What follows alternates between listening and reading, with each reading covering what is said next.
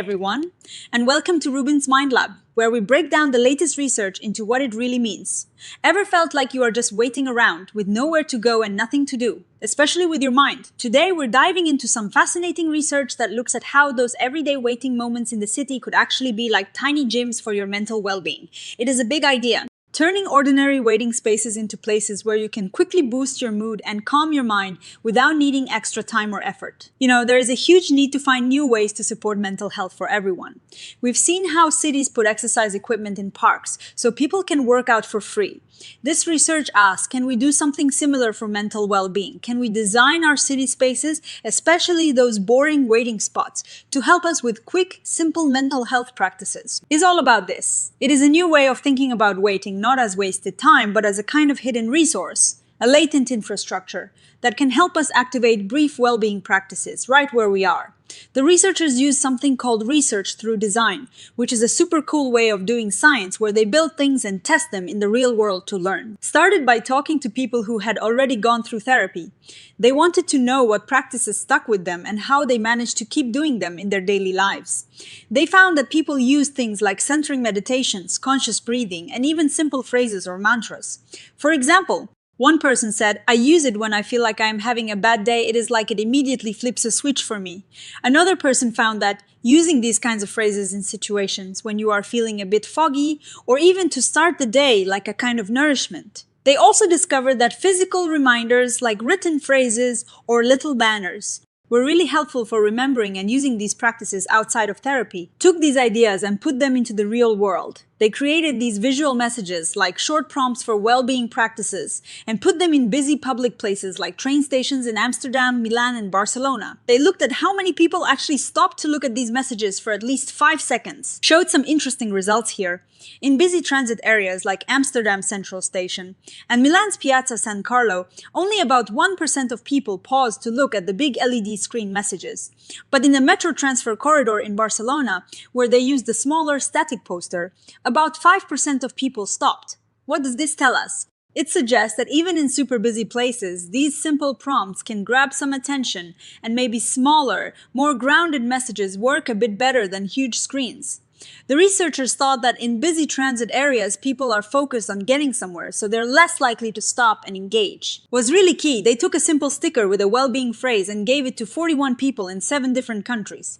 These participants put the sticker wherever they wanted in their personal space. Then, they answered questions about how they interacted with it. Reveals that a huge number of people, 41.5%, saw the sticker several times a day, and 14.6% saw it at least once a day. So, over half of the people were interacting with this little sticker daily. Even more fascinating is that 85.4% of participants reported repeating the sticker's phrase in their mind or quietly.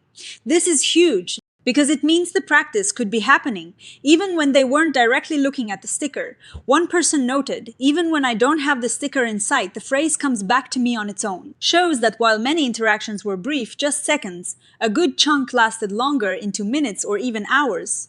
This suggests that seeing the sticker wasn't just a fleeting moment, but could kickstart a more sustained mental shift. The perceived value was quite high too, with participants rating its contribution to emotional well-being at an average of 5.3 on a 0 to 7 scale. And get this, 60.9% of participants shared the phrase or the practice with other people. This shows that these simple ideas can spread and have a wider impact. Looked at other successful public space projects that encourage well-being or social interaction. They identified 5 key design principles that make these interventions work. These are basically the ingredients for success. First, low access friction, meaning it is super easy to start the practice without any extra effort. Second, operative clarity, so you understand it right away. Third, structural brevity, that the interaction fits into short time spans. Fourth, contextual integration, so it fits naturally into existing spaces. And finally, voluntary activation, meaning you can choose to engage or not.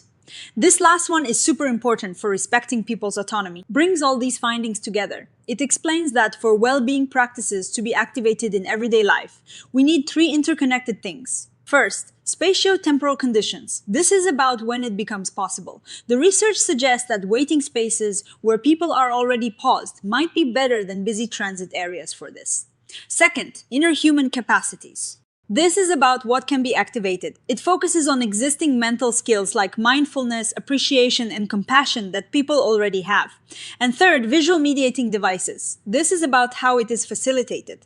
These are those clear, voluntary invitations, like the stickers or posters, that introduce the practices. This framework shows how these three parts come together to create what they call situated activation.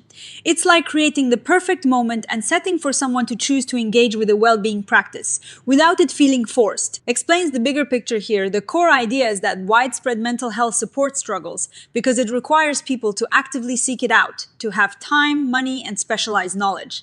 This framework flips that by bringing the opportunity for well-being to people in places they already are, using time they already have. Connecting to ideas about how our environment influences our actions. The low interruption rates in busy areas are consistent with the idea that when we're focused on a goal, like catching a train, it is harder to get distracted by other things. But waiting spaces, they offer a different kind of pause, a moment where our focus might be more open. It is really important to understand that this isn't about passively restoring our minds like sitting in a park might do. This is about activating something. It is active design where a simple visual cue invites you to do something beneficial for yourself. Think of it as a tiny nudge that respects your choice. The researchers also highlight that practices like mindfulness and compassion can be learned and strengthened. They aren't fixed traits. This fits perfectly with the idea of activating existing potentials. It's a really powerful shift. Instead of thinking about well-being as something you have to learn in a class or clinic, this frames it as something you can experience and practice directly right here. Right here, right now, it is about tapping into what's already within us, our paramount. The design conditions they identified mean that these prompts need to be super clear, easy to start, fit into our busy lives, blend into the environment, and most importantly, be completely voluntary. This is crucial for ethical design, especially in public spaces where we don't know anyone's situation. Being able to ignore the prompt without any consequence is key to respecting people's autonomy, and creating a safe experience is perhaps the most exciting part. Given the massive gaps in mental health care access worldwide, this approach offers a complementary way to boost well-being for everyone. It doesn't require money, extra time, or a special trip. It uses what we already have, our own minds, our city's existing infrastructure. And those moments of waiting now, every study has its limits. And this one is no different. Mentioned that the samples were small and self-selected, so we can't say for sure that these results would apply to everyone. Also, the phase 1 participants had a prior relationship with the lead researcher, which could have influenced their answers. And importantly, while they found that minimal devices could activate well-being practices, they didn't definitively prove that waiting spaces are better than other places for this. This idea that waiting spaces are uniquely suited is more of a conceptual proposition built on the findings, rather than a fully proven fact from this specific study. They are currently doing more research to test this directly. But what are the next steps? Points us towards the future. A big question is whether waiting spaces really do offer better conditions for mental well-being activation compared to, say, a busy street. They also want to understand how things like using our phones while waiting might affect how we interact with these prompts.